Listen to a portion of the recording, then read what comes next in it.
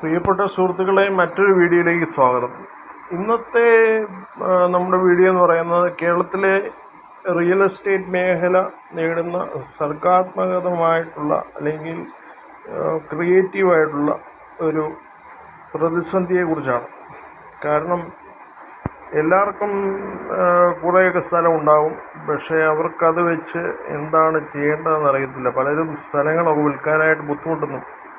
അപ്പോൾ എല്ലാവർക്കും ഉള്ളൊരു ചിലപ്പോൾ ഒരു തോട്ടം മേഖലയിലൊക്കെ പോയാൽ, പ്ലാന്റേഷൻ മേഖലയിലൊക്കെ പോയാൽ ചിലപ്പോൾ എസ്റ്റേറ്റുകളുള്ളവരുണ്ടാകും. പക്ഷേ അവർക്ക് വലിയ പ്രതിസന്ധി ഉണ്ടാകാൻ സാധ്യതയില്ല. എങ്കിലും സാധാരണ ചെറുകിട കർഷകർക്കൊക്കെ പ്രതിസന്ധിയുണ്ട്.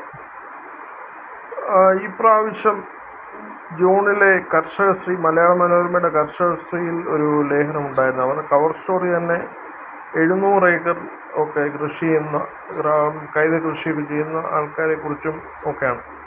അപ്പോൾ അത് കൂടുതലുമൊക്കെ സ്വന്തമായിട്ട് ഭൂമിയില്ല, പക്ഷേ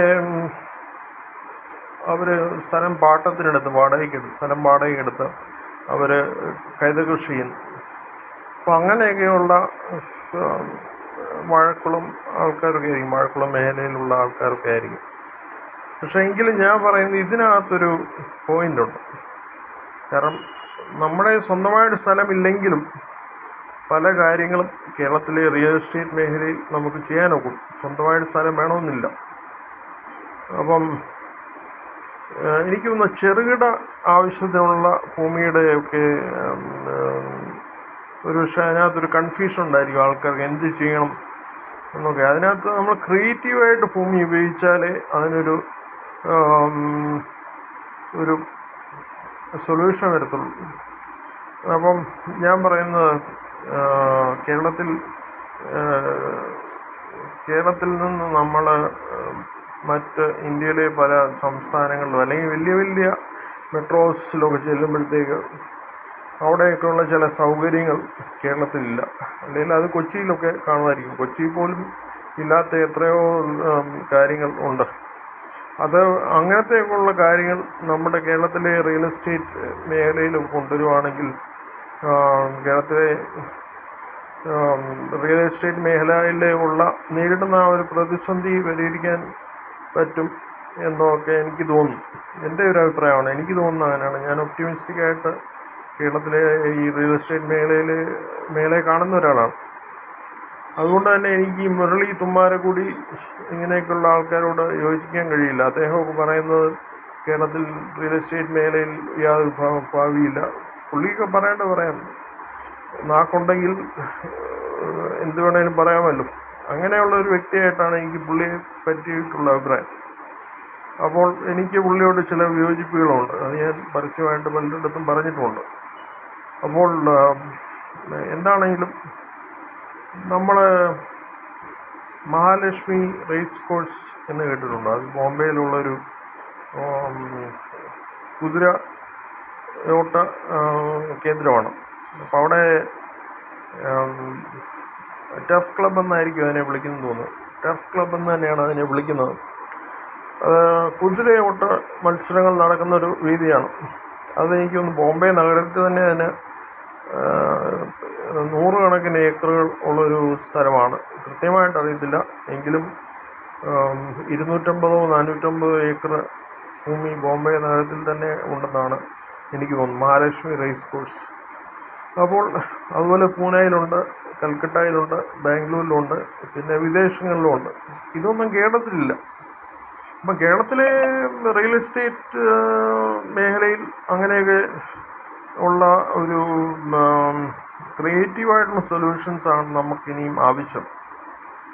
നമുക്കിവിടെ ചെറുവള്ളിയിൽ ഒരു എയർപോർട്ട് വരുന്നു, കോട്ടയം പത്തനംതിട്ട അതിർത്തി ഒരു എയർപോർട്ട് വരുന്നു. പക്ഷേ അതൊരു നല്ല സൊല്യൂഷനായിരിക്കും. പക്ഷേ എങ്കിൽ പോലും അതിനോടനുബന്ധിച്ചൊരു സിറ്റിയൊക്കെ വേണം, ഒരു നഗരം പണിയേണ്ടതുണ്ട്. എന്നാലേ അവിടത്തേക്ക് റിയൽ എസ്റ്റേറ്റ് മേഖലയുടെയൊക്കെ ഉള്ളൊരു പരിഹാരം ആവത്തുള്ളൂ. അവിടുത്തെ റിയൽ എസ്റ്റേറ്റ് മേഖല നേടുന്ന ഒരു പ്രതിസന്ധിക്ക് പരിഹാരമാകുന്നുള്ളൂ. അപ്പം ചെറുകിട തോട്ടങ്ങളും ചെറുകിട സ്ഥലങ്ങളും ഒക്കെയുള്ള ആൾക്കാരെ നോട്ട് നിരോധനത്തിനും അത് കഴിഞ്ഞിട്ടുള്ള ഒത്തിരി ടാക്സുകളൊക്കെ അടയ്ക്കേണ്ട സാഹചര്യം ഒക്കെ ഉള്ളതുകൊണ്ട് റിയൽ എസ്റ്റേറ്റ് മേഖല പ്രതിസന്ധി നേരിടുന്നു. പക്ഷേ എങ്കിൽ പോലും ഞാൻ പറയുന്ന ഒന്നുകിൽ ഗോൾഫ് കോഴ്സ്, ഉദാഹരണത്തിന് നമ്മൾ കോട്ടയം അല്ലെങ്കിൽ കോട്ടയം ജില്ലയിൽ തന്നെ പാലാ തൊടുപുഴ റൂട്ടിൽ അവിടെയൊക്കെ ഒരു 250 ഏക്കർ സ്ഥലം കിട്ടാനുണ്ടെങ്കിൽ അങ്ങനെ ചെയ്യുന്ന ഒരു വളരെ ഒരു മികച്ച സൊല്യൂഷനായിട്ടാണ് എനിക്ക് തോന്നുന്നു. കാരണം അവിടെയൊക്കെ ഒരു ഗോൾഫ് കോഴ്സ് വരികയാണെങ്കിൽ ടൂറിസത്തിനും അത് തൊടുപുഴ എന്നുള്ള ആൾക്കാർ വരും. തൊടുപുഴ ഒരു വലിയൊരു സിനിമാക്കാരുടെയൊക്കെ ഒരു കേന്ദ്രമാണ്. തൊടുപുഴ വരുന്ന ആൾക്കാർ വരും. അതുപോലെ തന്നെ കോട്ടയം ടൗണിൽ നിന്നൊക്കെ പാലയൊക്കെ വളരെ റീച്ചബിളാണ്, പെട്ടെന്ന് പോയി വരാൻ നോക്കും. അപ്പോൾ പാലാ തൊടുപുഴ റൂട്ടിൽ ഒരു ഗോൾഫ് കോഴ്സ് അതിൻ്റെ ഒരു സ്വപ്ന പദ്ധതിയായിരിക്കാം. പക്ഷെ അങ്ങനെയൊക്കെ വരികയാണെങ്കിൽ നല്ലതാണ്. അതുപോലെ തന്നെ ഒരു റേസ് കോഴ്സൊക്കെ വരുവാണെങ്കിൽ നല്ല ഒരു ഹോഴ്സ് റേസിങ്, കുതിരയോട്ട മത്സരങ്ങളൊക്കെ സംഘടിപ്പിക്കുന്ന ഒരു കേന്ദ്രമായിട്ടാണല്ലോ അതിനെ കാണുന്നത്. അപ്പോൾ അങ്ങനത്തെ കേന്ദ്രങ്ങളൊക്കെ കേരളത്തിൽ വരുവാണെങ്കിൽ അത് ടൂറിസത്തിനൊക്കെ ഒത്തിരി ബെനിഫിഷ്യലായിട്ടുള്ള കാര്യമാണ് ഇനി പറയുന്നത്. അപ്പോൾ അതൊന്നും നമ്മുടെ നാട്ടിലില്ലാത്ത സംഭവം കൊണ്ടുവരണം, എന്നാലേ ഇതിന് പ്രതിസന്ധിക്ക് പരിഹാരമാകത്തുള്ളൂ. അല്ലാതെ നമ്മളൊരു അതിനുവേണ്ടി ഒരു പക്ഷേ 250 ഏക്കർ ഒരുമിച്ചുള്ള ആൾക്കാരുടെ അടുത്ത് നമ്മൾ പോകേണ്ടി വരും. അല്ലെങ്കിൽ പല ആൾക്കാരുടെ നിന്ന് ഒരുമിച്ച് ആ ഭൂമി കളക്ട് ചെയ്ത് അത് വാടകയ്ക്കാണെങ്കിലും എടുത്ത് അവർക്കൊരു മാസവാടക കൊടുക്കുക, ഓണേഴ്സിന് ഒരു മാസവാടക കൊടുക്കുക എന്നുള്ള രീതിയിൽ, അല്ലെങ്കിൽ അവരുടെ നിന്ന് മേടിക്കുകയോ ഇതുവിടെ ചെയ്യാം. ഒരു കമ്പനിയൊക്കെ ആയിട്ട് രൂപീകരിച്ചൊക്കെ ചെയ്യേണ്ട വിഷയങ്ങളാണ് ഇതൊക്കെ, പദ്ധതികളാണ്. അപ്പോൾ അങ്ങനെയൊക്കെ ചെയ്താൽ ഒത്തിരി മാറ്റം ഉണ്ടാവും. പിന്നെ അടുത്തൊരു കാര്യമായിട്ട് എനിക്ക് തോന്നുന്നത്, നമ്മൾ ഇപ്പോൾ +2 കഴിഞ്ഞ് വിദേശത്തോട്ട് പോകുന്നവരാണ്. വിദേശത്തോട്ട് പോകുന്ന ഒത്തിരി ആൾക്കാരുണ്ട്. ഇപ്പം പല കോളേജുകളിലും ഇപ്പം പിള്ളേരെ പഠിക്കാനൊന്നും കിട്ടുന്നില്ല. ഇപ്പോൾ SP കോളേജ്, ചങ്ങനാശ്ശേരിയിലെ SP കോളേജ്, അസംഷൻ കോളേജ്, പിന്നെ പാലായിലെ കോളേജുകൾ, പിന്നെ പല കോളേജുകളും ഇവയൊക്കെ മിക്സഡ് ആയിട്ടുണ്ട്. കാരണം നേരത്തെ ഒരു ബോയ്സ് ഉള്ളി അല്ലെങ്കിൽ ഗേൾസ് ഉള്ളി ആയിരുന്നു. ഇപ്പോൾ അത് എല്ലാവർക്കും പഠിക്കാവുന്ന കോളേജുകളായിട്ടുള്ള അവർക്ക് പിള്ളേരെ കിട്ടാനില്ല, പഠിക്കാനായിട്ട് പിള്ളേരെ കിട്ടാനില്ല എന്നൊരു പ്രതിസന്ധി നേരിടുന്ന കോളേജുകളുണ്ട്. അത് കേരളത്തിലൊരു പൊതുവേ ഉള്ളൊരു സ്ഥിതിയാണ്. എങ്കിലും ഞാൻ പറയുന്നൊരു കാര്യം, നമ്മൾ വിദേശത്തോട്ടൊക്കെ ചുമ്മാ ചെന്നിട്ട് കാര്യമില്ല. നമ്മളിവിടുന്ന് ചെറുപ്പത്തിലേ തൊട്ട് പിള്ളേരെ പല കാര്യങ്ങളും പഠിപ്പിക്കണം. പല സ്കിൽ സെറ്റ്സും ഇപ്പം കലാപരമായിട്ടാണേലും ഇപ്പോൾ ഒരു പോട്ടറി സ്റ്റുഡിയോ എന്ന് പറയുമല്ലോ ചിലയിടത്തൊക്കെ, ഇപ്പം വലിയ വലിയ ടൗണുകളിൽ ഉണ്ട്, പോപ്പുലറായിട്ട് വരുന്നു. എങ്കിലും അങ്ങനെ പോട്ടറി സ്കിൽസ് നമ്മൾ ചെറുപ്പത്തിൽ അക്വയർ ചെയ്യുകയാണെങ്കിൽ അതിനെ സാമ്പത്തികമായിട്ട് നമുക്ക് കൺവേർട്ട് ചെയ്യാനാവും. അത് ഒരാളുടെ സെൽഫ് ഡിപ്പെൻഡൻസിയെ പറ്റി നമ്മൾ വളർന്നു വരുമ്പോഴത്തേക്ക് പൈസ ഉണ്ടാക്കാനായിട്ടുള്ളൊരു സ്രോതസ്സായിട്ട് അത് മാറും. അതുപോലെ തന്നെ പെയിൻറ്റിങ്, പടം വരയ്ക്കുക, അല്ലെങ്കിൽ സംഗീതപരമായിട്ടുള്ള സ്കിൽസ് ഉണ്ടായിരിക്കുക, അങ്ങനെ മറ്റ് പല കാര്യങ്ങളുണ്ട്. ഇപ്പം ഒരു ഗോൾഫ് കോച്ചിങ്, ഞാൻ ബാംഗ്ലൂരിലുള്ള ഒരു വ്യക്തിയുമായിട്ട് ഈയിടെ പരിചയപ്പെടുകയുണ്ടായി. അപ്പോൾ